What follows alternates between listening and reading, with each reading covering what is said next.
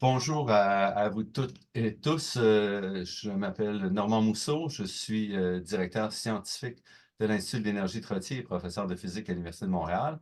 Et je vais animer aujourd'hui ce webinaire qui présente le premier rapport de nos perspectives énergétiques canadiennes, les perspectives énergétiques canadiennes de l'Institut de l'énergie Trottier, et qui vont cibler l'état de l'énergie et des émissions de gaz à effet de serre au Canada.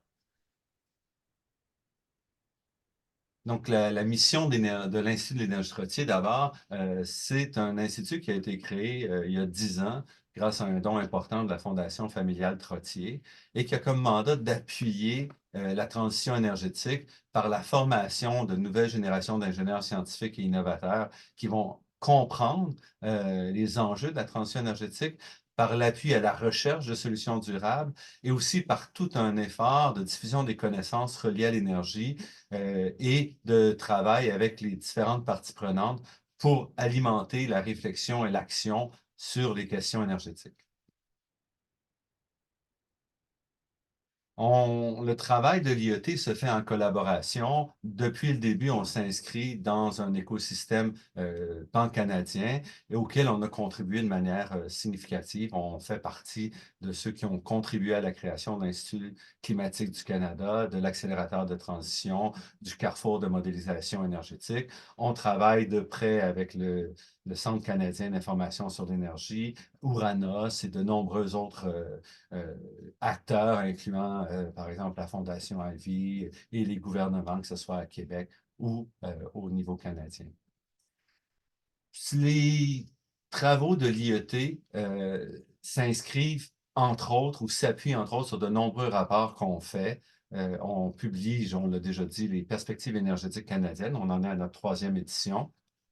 De ces perspectives-là, on s'appuie pour aller plus loin en faisant d'autres modélisations, d'autres analyses, ce qui nous a permis, par exemple, de faire des analyses plus critiques, si on veut, des projections, des actions en place pour atteindre les objectifs de 2030, à la fois au fédéral et au provincial. On a aussi fait des analyses stratégiques sur ce que sont les freins, les leviers pour la décarbonation du secteur du bâtiment commercial institutionnel au Québec. On a fait une analyse similaire sur l'électricité pour comprendre quel était le décalage entre les objectifs et les plans d'investissement des différentes sociétés de services publics et les besoins en électricité. Et tout ça nous permet de mieux comprendre où on s'en va. Dernier travail important, c'est notre explorateur de trajectoire qu'on a fait en collaboration étroite avec Esmia Consultants et qui présente des dizaines de scénarios de décarbonation pour 2050 et qui permet de comparer ces différents scénarios-là, à la fois au point de vue national, dans les différents secteurs d'énergétique, puis aussi dans les différentes provinces. Donc, je vous invite à visiter le site d'Explorateur de trajectoire que vous pouvez facilement trouver là, sur Google.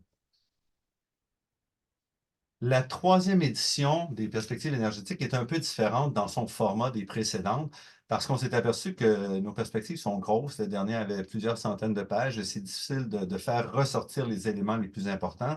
On a donc décidé de sortir notre nouvelle édition des perspectives énergétiques canadiennes en plusieurs morceaux. Donc, le premier morceau, c'est l'état de l'énergie au Canada. C'est ce qu'on va présenter aujourd'hui, qui nous présente le système énergétique et les sources d'émissions de gaz à effet de serre et leur évolution récente. Dans le deuxième rapport, ce sera vraiment les perspectives énergétiques. On va faire la modélisation de scénarios vers la carboneutralité pour comprendre vraiment quelle direction le Canada doit suivre, quels sont les enjeux, qu'est-ce qui a changé depuis nos dernières éditions, etc. Et par la suite, on va publier une série de rapports qui vont porter sur des enjeux qu'on aura identifiés dans la modélisation de scénarios, qui vont nous permettre de creuser et d'élaborer et d'aller au-delà des modèles qu'on va faire. Donc, la modélisation des scénarios de carboneutralité se fait via le travail d'ESMIA, donc utilisant le modèle NATEM en collaboration avec le pôle 3. Et on va continuer ce travail dans une série de rapports qui nous permettront de regarder donc, ces enjeux-là stratégiques. Donc, avant d'aller jusque-là, commençons par le rapport numéro 1 qui vous sera présenté par l'auteur principal de ce rapport, Simon Langlois-Bertrand, qui est un chercheur principal à l'Institut de l'énergie trottier. Bonjour à tous. Merci Normand pour l'introduction. Merci à tout le monde d'être là. Je vais essayer d'atteindre plusieurs objectifs là, dans le webinaire aujourd'hui pour présenter le rapport. Évidemment, en premier lieu, c'est de présenter les grandes lignes du système énergétique canadien, DGES, pour ceux qui veulent en apprendre plus sur certains pans du système qui connaissent peut-être moins.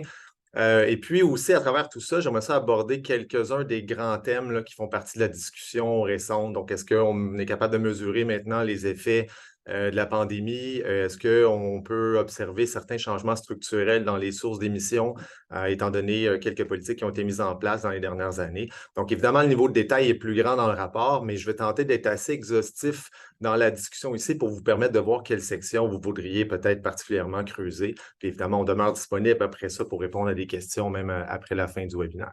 L'objectif, finalement, peut-être, c'est de mettre la table aussi pour le deuxième rapport, celui des modélisations de scénarios de carboneutralité. Donc, il faut bien comprendre d'où on part.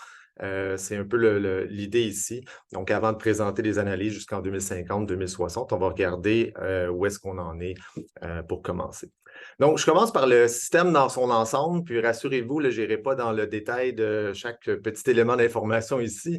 Je montre le diagramme global ici pour dire, bon, ce qu'on voit ici, c'est à gauche tout ce qui entre dans le système énergétique, la production au niveau canadien, puis les importations.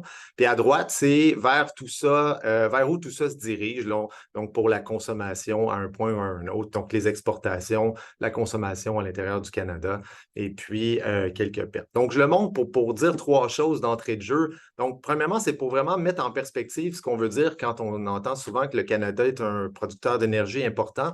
Donc, la taille de la ligne grise puis de la ligne jaune montre vraiment l'ampleur de la production de pétrole et gaz par rapport à tout le reste, là. Je pense que c'est assez frappant.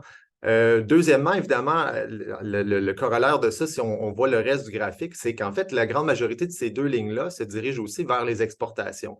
Donc, c'est une réalité et c'est une réalité qui, évidemment, affecte beaucoup des discussions sur différentes transformations en cours ou à venir ou peut-être désirées. Puis, troisième question, ben, c'est celle des pertes à l'intérieur du système lui-même. Donc, avant même qu'on arrive aux pertes énergétiques lors de la consommation, quand je mets de l'essence dans ma voiture, quand j'utilise une plainte électrique, peu importe, il y a des pertes importantes dans la transformation de l'énergie à travers le système. Puis c'est essentiellement dans la transformation des sources fossiles. Donc, même les pertes indiquées dans la partie électricité au bas du graphique, qui ont l'air quand même assez importantes, sont entièrement liées à l'électricité thermique, donc produite à partir de gaz naturel, charbon ou par l'énergie nucléaire. Donc, ça donne ce que vous voyez en bas à droite comme quantité non négligeable. Donc, je commence par les aspects de production. Donc, dans le tableau à gauche, vous avez les productions principales de carburants fossiles. Donc, je vais me concentrer sur les deux premières, là, pétrole brut et puis gaz naturel. Je vous ai mis il y a 20 ans pour voir, bon, qu'est-ce qu'on a accompli comme changement depuis. Puis après ça, ben, on voit les années autour de la pandémie. Donc, le 2019 juste avant, le 2020, ce qu'on assume être l'impact le plus majeur. Puis après ça, 2021, ben, quel genre de rebond on est capable de voir depuis. Dans ce cas-ci, on n'a pas les données détaillées pour 2022 encore. Donc, évidemment, on peut faire des suppositions, puis il y a des données partielles. J'en parlerai de quelques-unes. Mais ce qu'on voit d'abord, c'est qu'évidemment, l'augmentation sur 20 ans dans la production du pétrole est assez drastique.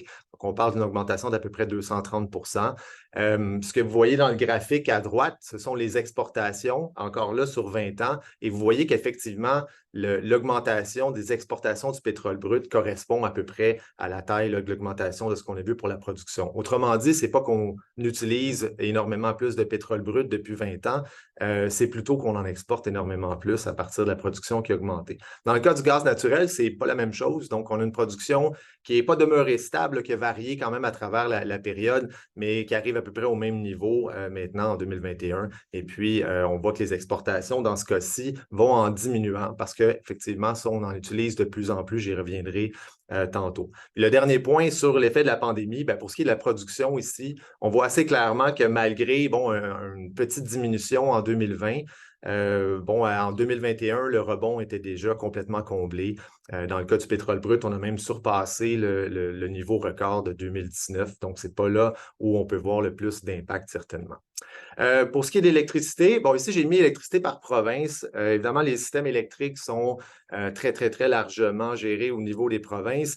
Dans l'ensemble, on a une production nationale qui est relativement stable depuis quelques années, autour de 630-640 TWh.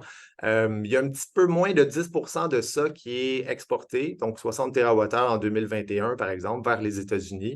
Donc, essentiellement de quelques provinces avec des lignes de transport directement vers le sud. Puis, il y a les échanges interprovinciaux qui demeurent une petite partie du total. Donc, il y a 56 TWh, donc bien moins que 10 là, du total qui se promène entre les provinces pour combler différents besoins qui peuvent varier dans le temps. Il faut noter aussi que là-dedans, sur ce 56-là, ça inclut la ligne entre le Québec et le Labrador, donc à peu près 32 TWh. Là. Et donc, ça donne une idée de à quel point on est dans une petite quantité pour ce qui est des autres échanges à travers le pays. Puis, dernier point, évidemment, c'est de regarder la variété dans au-delà de la quantité totale produite, là, la variété dans le bouquet énergétique de production d'électricité que vous voyez dans chaque province. Évidemment, on a des provinces où l'hydroélectricité domine largement.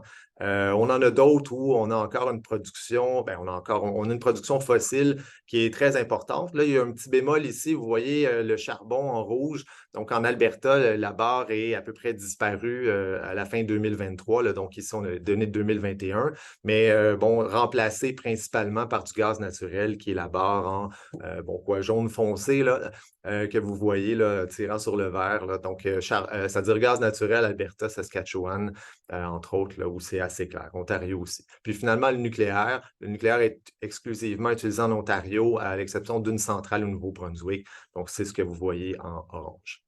Maintenant, pour ce qui est de la consommation, donc ici, ce que vous avez, c'est l'approvisionnement énergétique total, c'est-à-dire l'entièreté de l'énergie utilisée à travers le pays. Vous l'avez ici par source, donc charbon, pétrole brut. On a regroupé toute l'électricité, incluant le nucléaire et tout ce qui est renouvelable, hydroélectricité et autres. Quelques constats assez faciles à faire ici. Premièrement, il y a 82 du total qui demeure des carburants fossiles, donc pétrole brut et gaz naturel principalement, mais quelques autres aussi. Il y a encore du charbon, même si ça a été en diminution pendant les dernières années, surtout dans le secteur d'électricité. Et donc, on arrive à 82 du total. Et puis, à très haut niveau, le changement le plus important que vous pouvez voir sur le graphique là, qui montre les 20 dernières années, c'est la croissance du gaz naturel en importance. Donc, ça, c'est de la consommation à l'intérieur, évidemment, des frontières du Canada.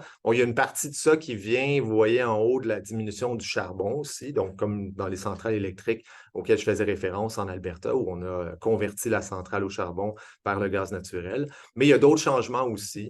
On va voir l'électricité évoluer de façon relativement stable dans le total, mais il y a quand même des changements importants là, dans la nature de la production, même ici. Ensuite, où est-ce qu'il va l'approvisionnement énergétique? Donc, c'est l'utilisation d'énergie à l'échelle du pays. Donc, d'abord, j'ai identifié sur le graphique les données. Ici, c'est 2021. Je vais revenir à l'évolution dans le temps, là. Mais on voit sur le graphique la part qui va à la consommation des secteurs. Donc, ce à quoi on réfère typiquement quand on parle de consommation en transport, dans les bâtiments commerciaux résidentiels, dans l'industrie, dans l'agriculture. Donc, c'est l'énergie finale ou la consommation d'énergie finale. Mais j'ai aussi mis en bas 2 barres qui montrent l'utilisation de l'énergie qui est en dehors de la catégorie consommation finale. Donc, à noter que c'est quand même 22 du total pour l'ensemble du pays, donc 12 qui va à la consommation sur les sites de production d'énergie, donc dans les installations de conversion ou de traitement des sources énergétiques. Et puis, un 10 9,9 là, qui va vers les produits ou l'utilisation non énergétique, donc la production d'asphalte, par exemple, de plastique, etc. Donc, 22 du total, c'est quand même une part assez importante, alors que souvent, on n'en parle pas très souvent, bref, dans les discussions sur la consommation. Ensuite, pour ce qui est de la consommation finale comme telle, évidemment, on voit ici, donc pratiquement une division en trois là, entre industrie, transport et bâtiment. Donc, les deux que vous avez en haut, commercial et résidentiel, souvent on les regroupe pour parler du secteur des bâtiments dans son ensemble. J'y reviendrai là, bientôt pour faire les distinctions, mais ça montre la division en trois. Évidemment, ici, on a 2021 aussi, donc on a une part plus petite que historiquement pour le transport, là, étant donné des changements liés à la pandémie là, auxquels je vais revenir dans quelques diapos. Bon, à travers le temps, vous avez la même barre, je l'ai reproduit ici, 2021, mais là, vous voyez les années autour de la pandémie, puis l'évolution sur 20 ans. Où est-ce qu'il va l'approvisionnement énergétique? Est-ce que ça a changé depuis 20 ans? Il y a surtout une augmentation assez importante dans l'industrie. Si vous regardez là, les barres en noir, là, donc à partir du bas, la troisième couleur, après ça, on voit les autres secteurs ayant vu des modifications aussi. Bon, bâtiment, c'est resté relativement stable. Transport, ça a été en constante augmentation comme l'industrie. Par contre, la diminution entre 2019 et 2020 a été assez majeure là, en termes de consommation d'énergie. Donc, évidemment, j'y arrive là, un peu plus en détail. Donc, pour ce qui est de l'industrie, ce qu'il faut comprendre ici, c'est qu'il y a 41%, ici, c'est l'industrie dans son ensemble, donc ça l'inclut industrie, pétrole, gaz. Il y a 41% de la consommation qui va dans le sous-secteur des mines, pétrole et gaz, consommation qui a pratiquement triplé depuis 2000. Et donc, évidemment, c'est en lien avec l'augmentation assez importante là, de la production de pétrole brut auquel j'ai fait référence tantôt au début de la présentation. Bon, parlons des secteurs un à un. En dehors de l'industrie, on peut regarder les bâtiments. Là, je vais distinguer résidentiel et puis commercial. Donc, à gauche, les trois barres, c'est une fois par décennie, donc 2000, 2010 et 2020. On peut regarder où va l'approvisionnement énergétique. Donc, il y a une certaine stabilité dans l'ensemble, c'est-à-dire que la consommation a augmenté relativement peu dans les bâtiments résidentiels depuis 2000. On regarde les catégories, bien évidemment, on voit que la catégorie qui a grossi le plus, c'est la catégorie électroménager. Il faut comprendre ici que ça inclut pas juste les réfrigérateurs, cuisinières, etc., mais c'est aussi la très grande quantité d'appareillage électronique, la quantité qu'on a beaucoup plus grande aujourd'hui d'appareillage électronique que même en 2000, qui ne consomme pas beaucoup sur une base d'appareils individuels, mais qui finit par faire une différence sur le total, étant donné l'ampleur du changement sur les 20 dernières années. À droite, vous avez la distribution des barres rouges, c'est-à-dire la plus grande partie de la consommation dans les bâtiments résidentiels, c'est le chauffage de l'espace. Et là, je distingue à l'échelle nationale par source. Donc, évidemment, énormément de variations à travers les provinces, mais tout de même, au total, c'est bon de se rappeler qu'il y a 53% du chauffage de l'espace qui provient du gaz naturel dans les résidences. Et après ça, l'électricité en deuxième place, mais relativement loin, à 30%. Là. Donc, variation extrêmement importante d'une province à l'autre. Évidemment, certaines provinces qui chauffent presque exclusivement au gaz naturel, alors que d'autres chauffent presque exclusivement à l'électricité. Notez peut-être aussi que la deuxième barre en importance dans la consommation des résidences, c'est le chauffage de l'eau, donc les barres en vert pâle que vous voyez. Donc ici, on est à 70% du chauffage de l'eau à l'échelle nationale qui provient du gaz naturel. Donc encore plus de domination là, de cette source-là.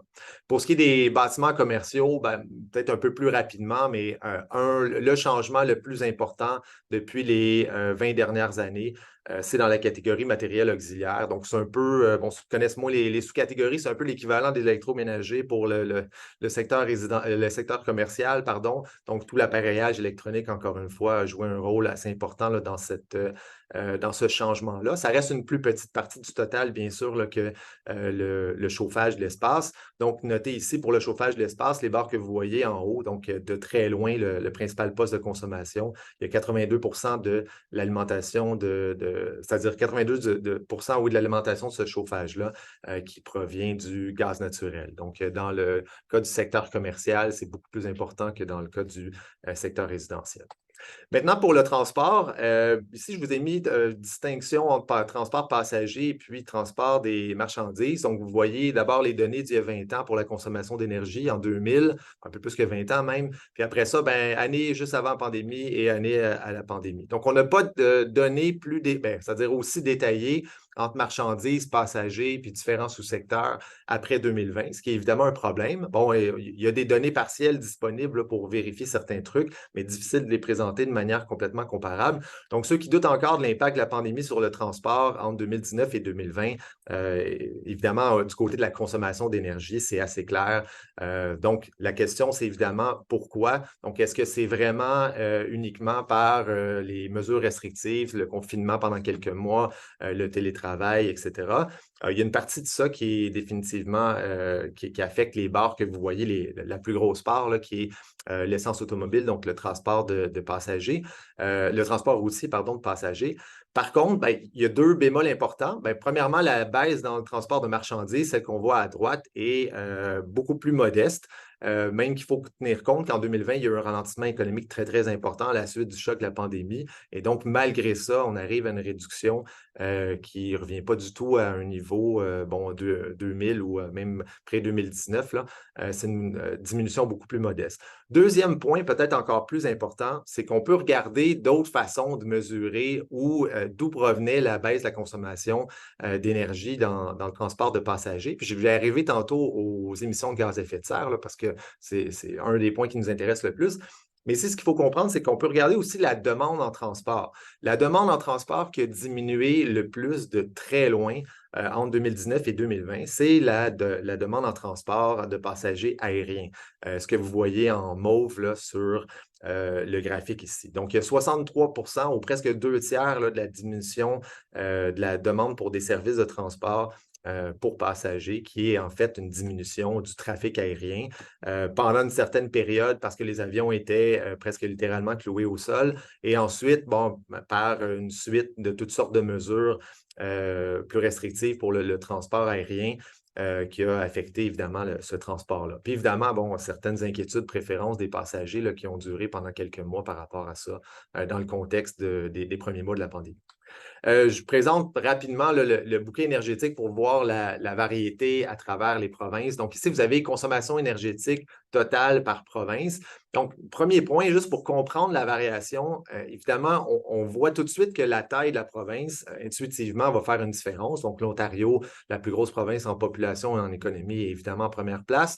Puis après ça, bon, on a la structure du système industriel qui va avoir une influence assez grande aussi. Donc, c'est la raison pour laquelle on voit l'Alberta en deuxième place, alors que sa population est plus petite que celle du Québec ou même de la Colombie-Britannique, là, qui sont en troisième et quatrième place. Par contre, il faut aussi regarder un peu plus loin que juste le chiffre total pour vraiment comprendre comment ça se distribue par rapport à la population qui existe dans la province. Et là, ici, vous avez le même graphique, mais ici, on va diviser la consommation énergétique par personne, toujours par province, et on va distinguer encore une fois pour les secteurs. Donc, quand on regarde par personne, évidemment, l'importance des activités industrielles sur le bouquet est peut-être encore plus nette. Par contre, on remarque aussi d'autres différences majeures qui existent et auxquelles, dans certains cas, on doit s'attarder. Donc, par exemple, la consommation du secteur agricole par personne de la Saskatchewan, la barre en vert est énormément plus élevée que la moyenne canadienne. Donc, ça représente une situation très, très particulière là, à travers les provinces. Ensuite, les besoins en transport, si vous regardez, bon, ici, c'est les barres en orange et en vert-brun, là, juste en dessous. Vous avez les demandes en transport de passagers et de marchandises qui sont beaucoup plus élevées, par exemple en Alberta, en Saskatchewan.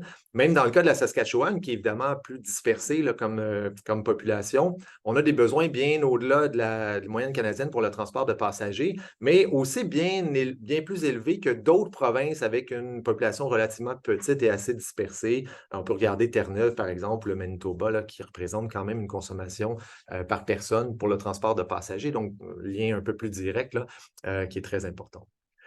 Ensuite, quelques mots sur la productivité énergétique de l'économie canadienne, mais du système énergétique aussi, incluant la consommation. Donc, le graphique que vous avez ici présente deux mesures.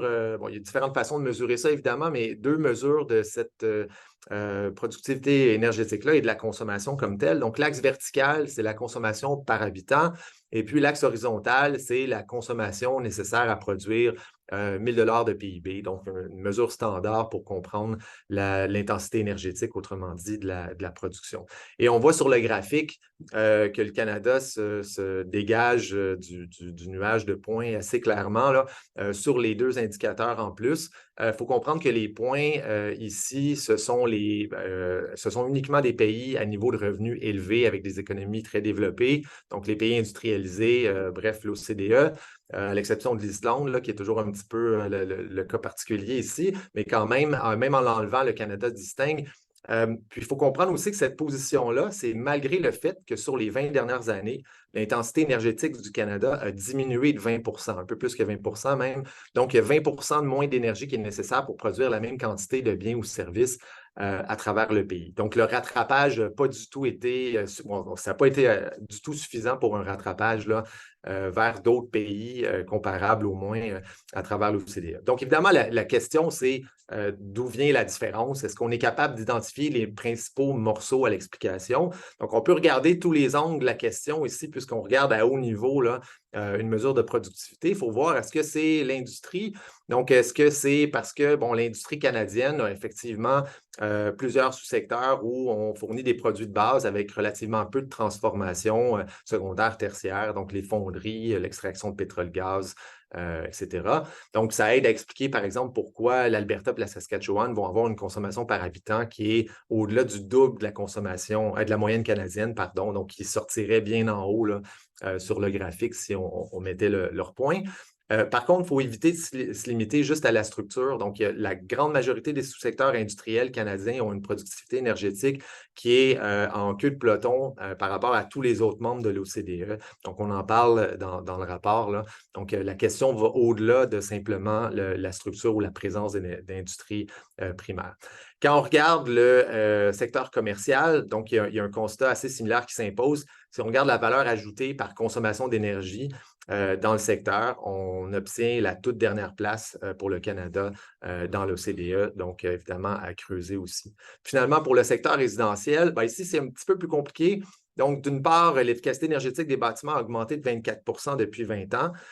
Bon, ça, c'est une bonne nouvelle. Par contre, en parallèle, on a aussi eu tous les types de bâtiments qui ont augmenté la surface moyenne de plancher, donc les maisons unifamiliales, les semi-détachés, les appartements, etc., condos. Donc, ils ont augmenté la surface de plancher moyenne grandement pendant la même période, ce qui est venu annuler le gain d'efficacité énergétique. Donc, il y a plusieurs questions ici. Quand on compare avec d'autres pays de l'OCDE, évidemment, en tenant compte du climat, on arrive un peu plus près du milieu de peloton, donc peut-être la situation moins extrême. Par contre, on ne peut pas s'empêcher de souligner que, bon, en ces temps de pénurie de logements, puis de planification, de grande mise en chantier, puis de croissance de la population pour les prochaines années, il faut agir très rapidement là, pour limiter l'impact ou le potentiel négatif là, de ce développement-là. Maintenant, j'arrive aux émissions de gaz à effet de serre. Donc, il faut noter quand même que la pandémie a eu lieu en même temps ou en parallèle, on va dire, qu'une accélération extrêmement importante des politiques visant à réduire plus efficacement les gaz à effet de serre. Donc, une des parties de l'analyse, c'est évidemment de dire, quand on regarde les données maintenant disponibles, est-ce qu'on est capable de décortiquer pour tenter de distinguer, d'une part, les effets de la pandémie, certains qui seraient peut-être structurels, là, des changements qui vont continuer à persister, d'autres transformations, d'autres moteurs de transformation, comme les nouvelles politiques fédérales à différents niveaux. Donc, ici, je présente les données en date d'aujourd'hui, ça veut dire 2021 pour le dernier inventaire national. On a des données estimées partielles de l'Institut climatique canadien aussi qui nous permettent d'aller voir si les tendances qu'on voit en 2020 et 2021 se sont poursuivies. Donc, quelques notes. Premièrement, la quasi-totalité de la réduction des gaz à effet de serre au niveau national entre 2019 et 2020 ou entre 2019 et 2021, là, si on veut regarder la première partie du rebond. L'écrasante majorité, ça venait d'activités liées à l'énergie. Donc, il y a une réduction supplémentaire d'un peu moins qu'1 mégatonne là, qui venait de changements dans les procédés industriels, principalement liés à la conjoncture économique, mais le reste, c'était toutes des réductions qui étaient vraiment dans la consommation ou la production d'énergie. Par exemple, un des gros morceaux de cette réduction-là, c'est une réduction que vous voyez dans la section qui est complètement en bas en bleu pâle, donc les émissions liées à la production d'électricité et de chaleur, qui ont diminué de presque 10 mégatonnes depuis en 2019 et 2021, en raison surtout, par contre, de la fermeture de centrales électriques au charbon en Alberta. Puis encore une fois, ça continue de diminuer par la suite parce que là, on arrête à 2021 2021, mais il restait encore un peu de charbon dans les centrales en Alberta qui ont été convertis là, jusqu'à la fin 2023. Et là, maintenant, ben, il n'y en a plus du tout.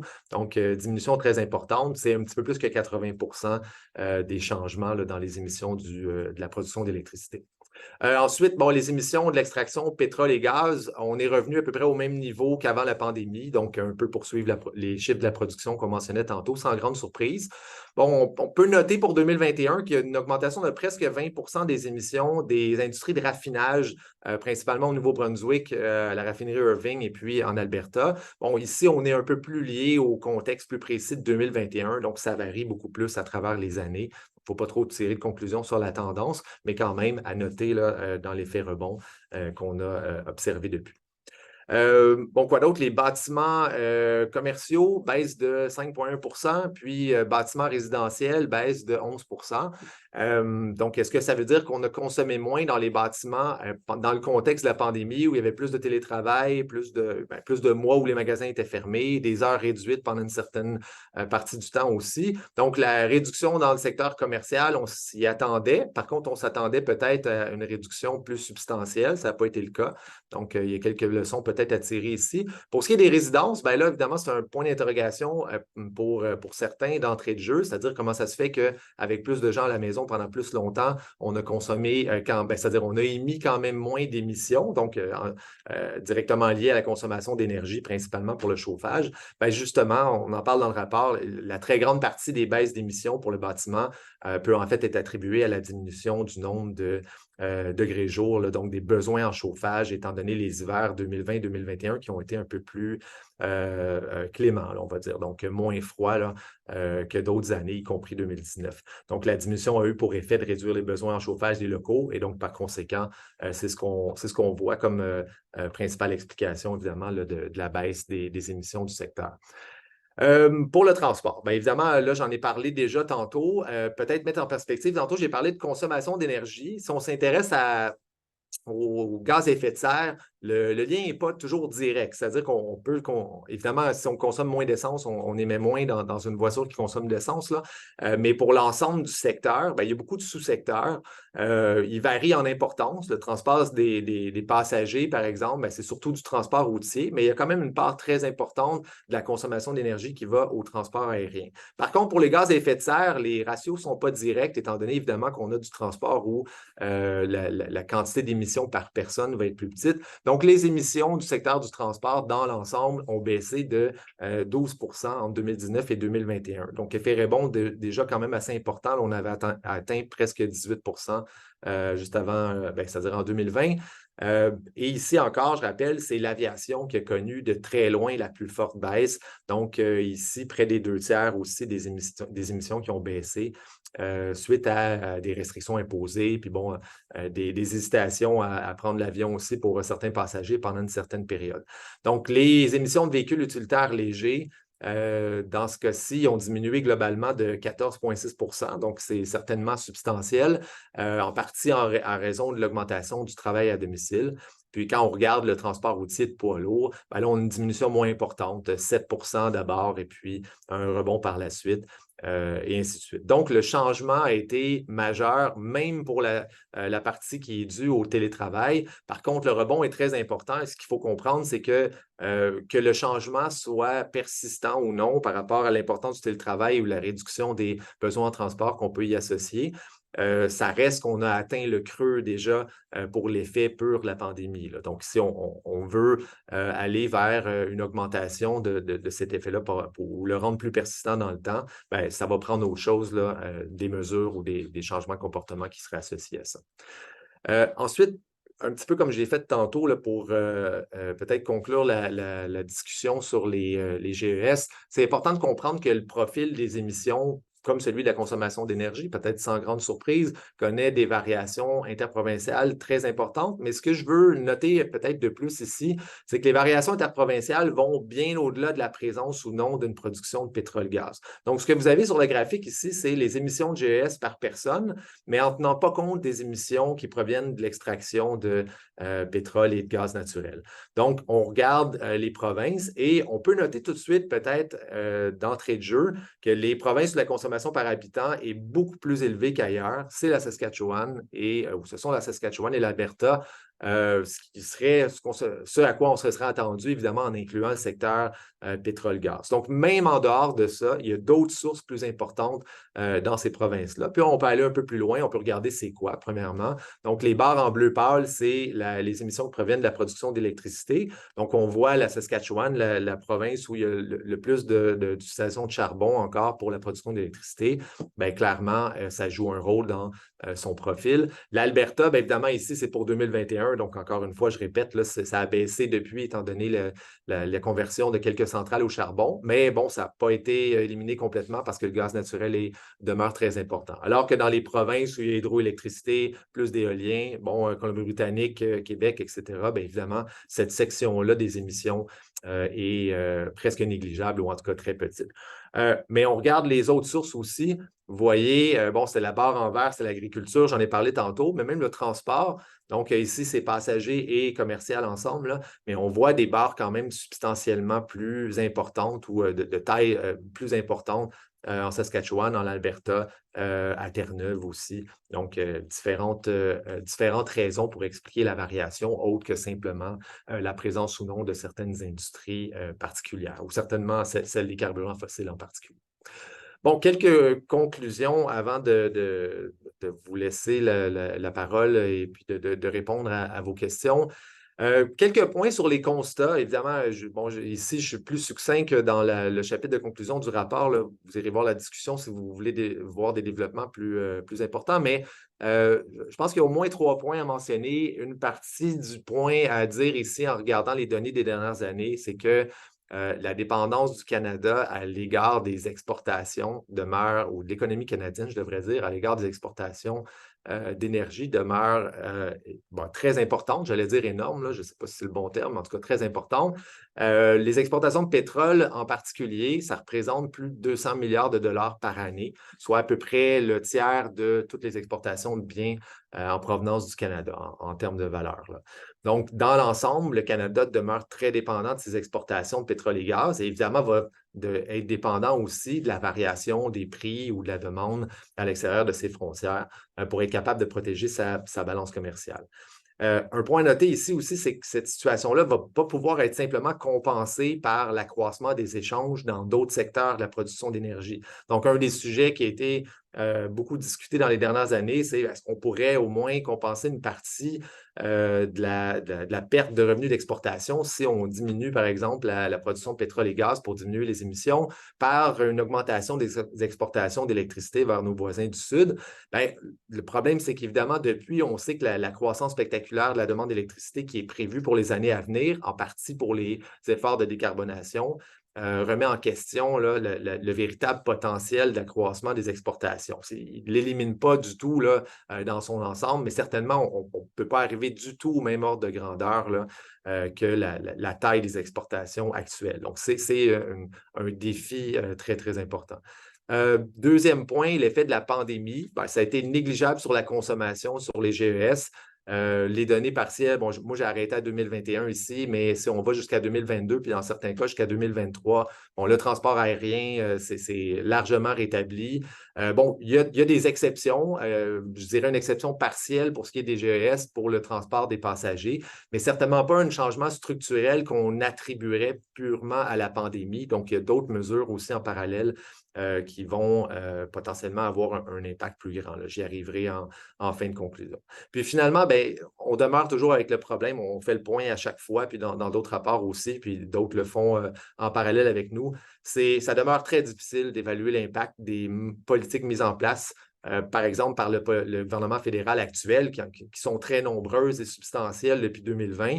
Incluant les politiques qui découlent du plan de réduction des émissions qui a été lancé par le gouvernement fédéral en mars 2022. Donc, même le prix du carbone, qui est peut-être une des mesures qui est là depuis le plus longtemps, là, presque 6 ans maintenant, au niveau fédéral, bien, le prix du carbone n'atteignait pas des niveaux vraiment perceptibles là, pour les données de 2020, même 2021, là, alors qu'évidemment, dans les années à venir, si l'augmentation planifiée se poursuit, bien, là, on pourrait avoir quelque chose de différent et avoir une discussion sur son réel impact. Quelques points de plus, évidemment, comme je disais tantôt, un des objectifs du premier rapport, c'est évidemment de mettre la table pour la suite. Donc, on peut commencer à parler en termes de perspective pour les transformations qui s'en viennent. Donc, première chose sur les défis des provinces. Bon, le point simple, c'est toujours de dire que les structures des systèmes énergétiques des provinces sont différents et donc ils font face à des défis différents. C'est vrai, évidemment. Par contre, je voudrais juste souligner le fait que ce n'est pas juste une question de défis individuels et je pense que le piège, c'est d'en discuter par secteur. Il y a une correspondance quand même assez majeure entre plusieurs des défis majeurs de la décarbonation qui se trouvent à affecter certaines provinces en particulier. Donc, ce que je veux dire, c'est qu'il y a quelques provinces, par exemple, qui ont une production plus importante de pétrole et gaz. Donc, dans des trajectoires de carboneutralité, on se pose des questions sur quoi faire pour remplacer ça, diminuer les émissions, effectivement, de tout ça. Des questions qui sont moins urgentes, évidemment, ou moins essentielles pour d'autres provinces où il n'y a pas cette production-là. Par contre, le problème que je veux souligner ici, c'est que les provinces qui ont une industrie pétrole-gaz importante, ça se trouve aussi à être celles qui ont une part importante de leur production d'électricité qui est émettrice. Ça se trouve à être celles qui ont une importance plus grande dans la consommation d'énergie pour le transport. Donc, c'est vraiment une combinaison de défis qui est considérable, là, qui ne peut pas se limiter à simplement une discussion sur chaque enjeu sectoriel ou technique, là. Donc, quand même assez important de se rappeler de tout ça. Deuxième point sur le rythme insuffisant, bien évidemment, on a un paquet de mesures qui sont mises en place, là, puis j'y arrive dans le dernier point. Mais ici, je veux faire référence plus précisément à la planification des transformations désirées en parallèle, évidemment, avec les mesures, les réglementations, etc., qui sont mises en place. Donc, financer des transformations, subventionner, réglementer, c'est une chose. Mais évidemment, après ça, il y a une planification pour réaliser les trajectoires qu'on s'imagine vont se produire à la suite de ces changements-là. Alors que nous, on voit une planification très insuffisante là, pour des besoins qui sont, je n'ai pas d'autre mot que spectaculaire là, pour la main-d'œuvre, le financement de l'expansion des infrastructures électriques ou autres. Là. Il y a énormément de défis de ce côté-là, puis on n'a pas encore les réponses des grands acteurs sur comment mettre en œuvre tout ça. Puis dernier point, bien évidemment, on observe à travers l'analyse de toutes ces données-là très peu de changements structurels pour le moment dans l'utilisation de l'énergie, à l'exception du transport des individus, puis peut-être de certains usages industriels, ce n'est pas à négliger. Mais il faut noter qu'évidemment, les données arrêtent, bon, dans notre cas, à peu près à 2022, là, plusieurs des graphiques ici que j'ai montrés qui sont ça à un haut niveau, on n'a pas le choix de montrer 2021 comme la fin, mais bon, on est capable d'aller un petit peu plus loin. Mais il y a des réglementations très importantes à venir là, dans les prochains mois et années qui vont certainement avoir un impact. Et pour le moment, on ne peut pas le mesurer. Donc, le règlement sur l'électricité propre qui est sur le point d'être adopté, les normes sur les combustibles propres au niveau fédéral, le plafond sur le secteur pétrolier-gazier qui a été présenté il y a quelques mois. Donc, évidemment, compte tenu là, du nombre considérable de nouvelles mesures qui ont été annoncées depuis 2 ou 3 ans, certainement, il y a urgence à mettre en place un processus qui va permettre d'évaluer de manière plus efficace là, les questions relatives à la mise en œuvre de ces politiques-là et puis de leur efficacité globale. Donc, j'arrête ici. Vous avez à la fin nos coordonnées. Bien, évidemment, on va répondre aux questions, mais juste montrer le lien pour le rapport lui-même et la plateforme éventuelle des autres rapports des perspectives énergétiques de cette 3e édition. Le rapport va être disponible au courant de la semaine prochaine, donc je vous invite à le consulter et à nous revenir là, sans problème pour des questions. Merci beaucoup, Simon, pour cette présentation. Je vous invite à inscrire vos questions dans l'onglet, dans la boîte questions-réponses. Je précise aussi que la présentation elle-même d'aujourd'hui, le diapo et la vidéo sera disponible sur le site là, la semaine prochaine également en même temps que le rapport. Donc, on enverra un courriel à tous les gens qui ont participé aujourd'hui pour vous faire savoir que c'est disponible. Alors, il y a quelques questions. On a encore du temps, donc n'hésitez pas à en rajouter. Une première question sur le fait que comment ça se fait que la consommation due à l'éclairage a augmenté entre 2000 et 2020 malgré l'adoption des diodes électroluminescentes? Oui, c'est une excellente question. En fait, c'est un petit casse-tête quand on regarde ce genre de données-là, justement parce qu'on s'imagine bien comprendre le contexte. Là. Donc, des changements qui ont mené à plus d'efficacité, mais une augmentation de la surface de plancher assez spectaculaire aussi, particulièrement après 2010, et bon, des nouvelles préférences d'éclairage dans l'ensemble. Donc, au total, ça finit par faire une augmentation qui est venue compenser là, même les gains d'efficacité d'utilisation de ces types d'éclairage-là. Il y a aussi une partie des bâtiments qui n'a simplement pas changé à travers ces années-là. Donc, il faut comprendre qu'on n'a pas complètement éliminé là, l'éclairage au néon, etc. Et donc, c'est une autre partie de l'explication aussi. Merci. Une question sur les émissions fugitives où celles-ci, provenant de l'extraction, distribution et consommation de gaz naturel, sont sous-estimées selon les dernières analyses. Ouais. Comment est-ce qu'on en tient compte ou non là, dans ces... Ben, dans- je peux peut-être, je pense qu'on le voit sur le graphique ici, là, à moins que je me trompe, là. Elles sont, bon, c'est quoi la couleur, là? C'est juste ça que... Bon, on ne voit pas les Ah, on ne émissions le voit pas. Je fugitives. pense qu'ils sont inclus, en fait, dans le pétrole, gaz et raffinage. Mais Ouais, bref, pour répondre à la question, ils sont inclus dans l'analyse, là, et puis dans les chiffres qui ouais. sont présentés parce qu'ils sont dans l'inventaire. Mais effectivement, le problème d'estimation demeure très important. Dans l'inventaire, on mesure une réduction d'à peu près 17 entre 2019 et 2021, donc à travers les années de la pandémie, mais c'est presque entièrement attribuable à des données qui ont été fournies par la Saskatchewan et qui demeurent très controversées là, pour le moment. Là. Donc là, je ne pourrais pas m'avancer sur où ça s'en va, cette discussion-là, parce qu'évidemment, on est il y a un processus de consultation en ce moment pour une autre réglementation que je n'ai pas nommée tantôt, là, qui est celle sur le site de réduction de méthane à travers le secteur pétrolier gazier au niveau fédéral. Et donc, évidemment, là, on va essayer de trouver des solutions à cette question de mesure-là là, à travers ce processus-là. Est-ce que, donc, il y a une question sur le manque d'impact de la pandémie. Donc, donc, on dit est-ce qu'on croit qu'au-delà de la réduction des productions importantes des énergies fossiles, puisque la pandémie n'a pas eu un impact structurel très grand, est-ce qu'un cadre plus strict doit être mis en place d'efficacité énergétique, par exemple, dans le secteur du bâtiment? Est-ce qu'il y aurait potentiellement plus d'impact là, que ce qu'on a vu avec la pandémie? Oui, ben, plus d'impact que ce qu'on a vu avec la pandémie, je pense que oui. Donc, la pandémie a eu le bénéfice peut-être au moins de cet aspect-là, de nous montrer à quoi ça ressemble un changement drastique et relativement rapide. Par contre, en même temps, ça permet de voir l'ampleur de la transformation dont on parle aussi. Donc, malgré le contexte assez très particulier, c'est un euphémisme, là, mais de l'année 2020 en particulier, puis même 2021, on n'a pas eu un changement majeur à travers les secteurs. Même dans le cas du transport, comme j'expliquais tantôt, il y a plusieurs bémols là, au changement qui a l'air d'avoir été plus grand.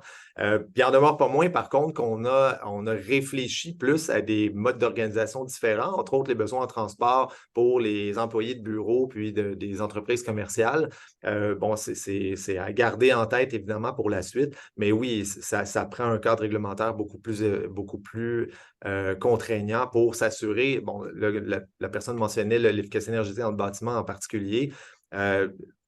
C'est certain que, comme je mentionnais tantôt, pour les bâtiments nouveaux en particulier, il faut régler très rapidement là, la question de l'efficacité énergétique des nouvelles constructions.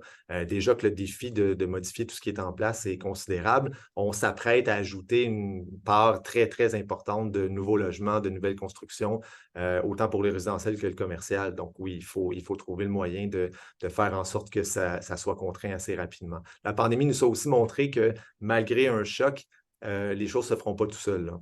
Donc, peut-être que ça souligne un peu l'importance des améliorations au cadre réglementaire. Oui, juste peut-être remettre l'accent. Des règles plus strictes dans l'efficacité énergétique dans le bâtiment ne changeront pas les émissions actuelles, mais vont réduire la tendance à l'augmentation dans le secteur bâtiment qu'on observe là, historiquement, là, qui n'est pas une grosse tendance, mais qui est présente. Donc, quelles mesures de carboneutralité seraient plus en adéquation avec les besoins du Québec?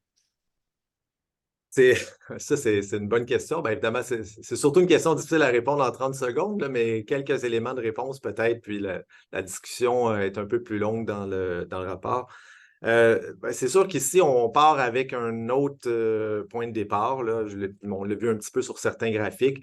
Au lieu de 18 d'électricité dans l'approvisionnement, on est à presque 40. C'est de l'électricité qui est déjà décarbonée. Par contre, la discussion qui a entouré le plan stratégique 2035 qu'Hydro-Québec a publié au mois de novembre a bien montré que avoir l'ambition, c'est une chose, c'est déjà un bon départ. Comprendre les besoins, là, c'est une augmentation extrêmement majeure de la capacité, puis de la question des transformations dans les profils de consommation qui est en cours et à venir dans les prochaines années. Par contre, en même temps, la question de la mise en œuvre, comme j'ai touché un petit peu rapidement dans la conclusion, c'est une série de points d'interrogation pour le moment. Comment trouver la main-d'œuvre nécessaire à faire ces transformations-là? Comment traiter puis prévoir des problèmes avec les chaînes d'approvisionnement de certains équipements essentiels pour s'assurer de jamais se trouver à un point où tout à coup on est bloqué pendant 2 ans. Et puis là, il y a une répercussion sur tous les autres secteurs. Donc, le cas du Québec est intéressant parce que pour ce qui est de la transformation du réseau électrique, on va être un peu obligé de trouver des réponses à des questions un peu plus complexes avant certaines des autres provinces. Et donc, après ça, il y a une opportunité économique aussi là, pour le Québec là, de réfléchir à ça et d'avoir des réponses pour les autres par la suite, là, évidemment. Une meilleure réponse aussi pour revenir avec la deuxième partie des perspectives énergétiques qui vont explorer vraiment des différentes stratégies ou différentes trajectoires de décarbonation là, à coût optimal là, avec lesquelles on va arriver là, dans quelques mois. Oui, puis j'ajouterais encore plus là-dessus, même dans le deuxième rapport, évidemment, dans l'évaluation, ceux qui ont peut-être regardé l'exercice précédent ou sinon, l'idée, c'est vraiment de regarder des trajectoires possibles sur la base des coûts. Et après ça, justement, d'avoir la réflexion en comprenant un petit peu mieux de quelle ampleur on est en train de parler pour certaines transformations en particulier. Puis là, ramener ça plus près de nous, puis dire comment est-ce qu'on est capable de mettre en œuvre, qu'est-ce qui est nécessaire dans les 2, 3 premières années, 10 premières années, 20 premières années et tout ça. Et donc, la discussion devient beaucoup plus précise là-dessus. Là. Une autre question, sur la possibilité d'avoir accès aux tableaux qui ont permis de construire les graphiques. Toutes les données vont être rendues disponibles sous forme de fichiers Excel là, Oui, pour exact. Puis les là, utiliser. je me rends compte là, dans la présentation, j'ai réalisé à peu près à moitié, mais il n'y a pas toujours les sources en dessous. Évidemment, les graphiques sont tirés presque exactement du rapport et vous avez toutes les sources aussi, mais on va les fournir en format déjà digéré là, sur le site aussi. Donc, il nous reste une question. Si vous avez d'autres questions, inscrivez-les maintenant. Que penser de la production éolienne voulue et produite par Rio Tinto privément? Je dirais que c'est peut-être un peu à l'extérieur du cadre de cette présentation-là. Je ne sais pas si Simon, tu veux rajouter. Je souris parce que, évidemment, c'est un peu le sujet de la semaine près de nous, puis on en parlait même juste avant la présentation. Euh, oui, dans le cadre du Québec puis d'autres provinces, la plupart des autres ont aussi un monopole ou à peu près pour la distribution de l'électricité, même pour la production. Et donc, évidemment, là, il y a des questions. L'expansion majeure, est-ce qu'on réfléchit un peu plus à la contribution de producteurs privés que ce qu'on a fait par le passé? Puis par le passé, je veux dire les dernières 50 ans, les dernières 50 années, là, donc on remonte à loin. C'est vraiment un changement de paradigme potentiel pour certains, mais c'est la réflexion en cours. Donc, effectivement, comme Normand dit, je ne m'avancerai pas plus que ça. On y reviendra peut-être dans la discussion sur les perspectives. Là. Et, très intéressant. Une question sur est-ce qu'on pourrait éventuellement ajouter les émissions de GES provenant des feux de forêt et de la fonte du pergélisol? Oui, je vais dire plusieurs choses en fait là-dessus. Il y a une estimation des émissions de ce secteur-là, là, le secteur forêt, affectation des terres, changement, là, qui est fourni dans l'inventaire national. Nous, on ne le présente pas ici pour plusieurs raisons. Premièrement, ça demeure le standard, c'est-à-dire qu'il y a beaucoup plus d'incertitudes sur cette évaluation-là que sur les autres secteurs, même s'il y en a dans les autres secteurs. Il faut comprendre que ce sont toujours des estimations, malgré que c'est le bilan officiel. Je fais juste le mentionner parce que quand vous allez arriver au deuxième rapport dans la modélisation, évidemment, traditionnellement, on a exclu aussi cette section-là dans la modélisation. Donc, quand on dit que on sera à carboneutralité ou net zéro, c'est en excluant cette partie-là, comme le font la plupart des grands efforts de modélisation dans le monde, là, pour d'autres pays aussi, puis même à l'échelle canadienne.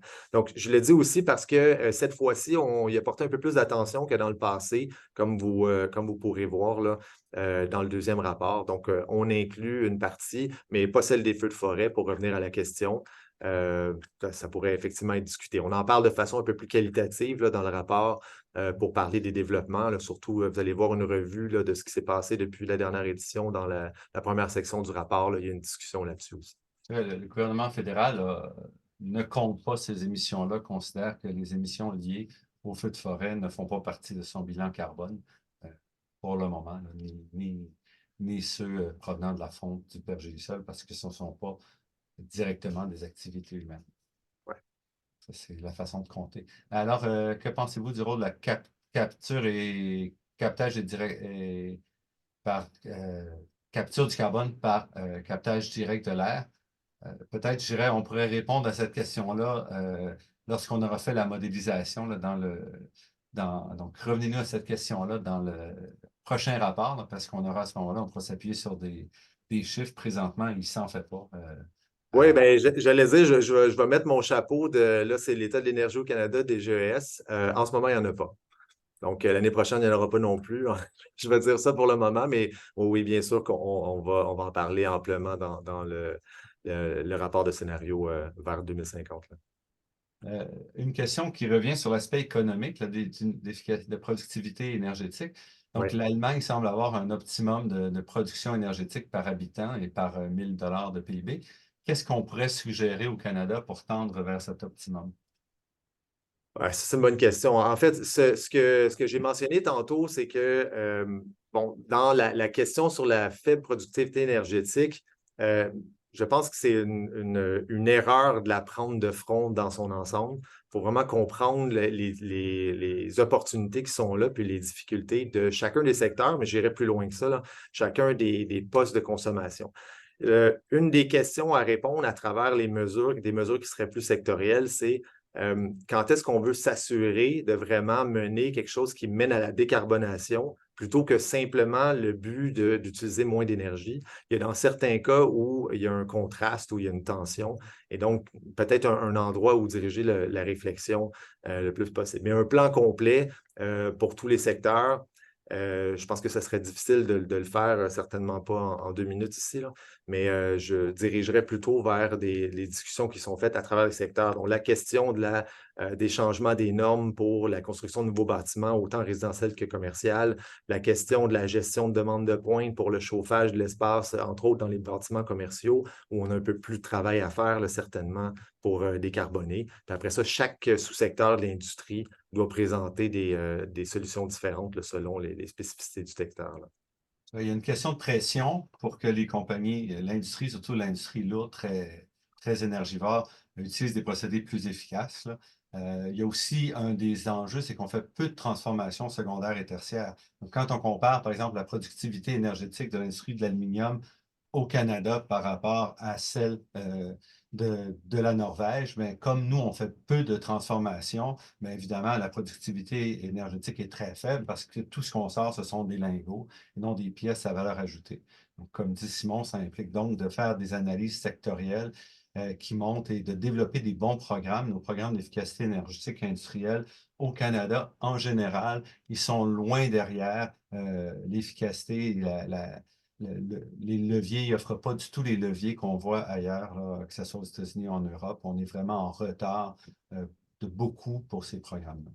Oui, puis je vais ajouter une dernière chose, peut-être le mot de la fin, là, mais la partie 3 des perspectives, c'est exactement pour identifier ce genre d'enjeu-là où on va être capable de parler vraiment d'approche stratégique, quoi faire là, avec une feuille de route pour certains sous-secteurs précis là, où on voit un gain possible ou une transformation nécessaire là, de ce côté-là.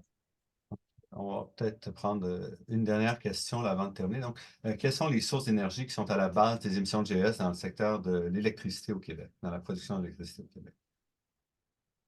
Les émissions, ben, il n'y en a presque pas. C'est-à-dire qu'il y a, ben là, on comprend qu'il va en avoir un petit peu du gaz naturel dans les prochaines années, mais ce sont essentiellement des émissions qui proviennent d'installations industrielles, par exemple par la biomasse, mais il n'y a pas d'émissions autrement de Mais production celles-ci ne d'électricité. sont pas comptabilisées, là. Donc, C'est la ça. biomasse n'est pas comptabilisée. Non, Celle c'est ça. comptabilisée, c'est en gros la centrale thermique aux îles de la Madeleine C'est et ça. quelques petits. Donc, tout ce qui est production privée, industrielle, ben, on ne le voit pas nécessairement sur les chiffres là, qui étaient présentés. Là. C'est là que la question, d'où la question venait. Là. Ben, c'est ça, c'est la raison. Bon, alors on arrive à la toute fin de l'heure et on ne veut pas vous retenir plus longtemps que promis. Alors, merci beaucoup pour votre participation. Peut-être, je ne sais pas si tu veux remettre la dernière diapo, Simon, pour que les Oui, gens oui. puissent prendre note du lien. Alors, on vous invite à communiquer avec nous. Vous aurez la semaine prochaine le rapport disponible ainsi que la présentation et les documents là, liés à ce rapport-là. Donc, continuez à nous suivre. On va aussi arriver très bientôt avec la deuxième partie de ce rapport sur la modélisation des scénarios. D'ici là, je vous souhaite une bonne fin de journée et une bonne fin de semaine. Merci à tous. Merci.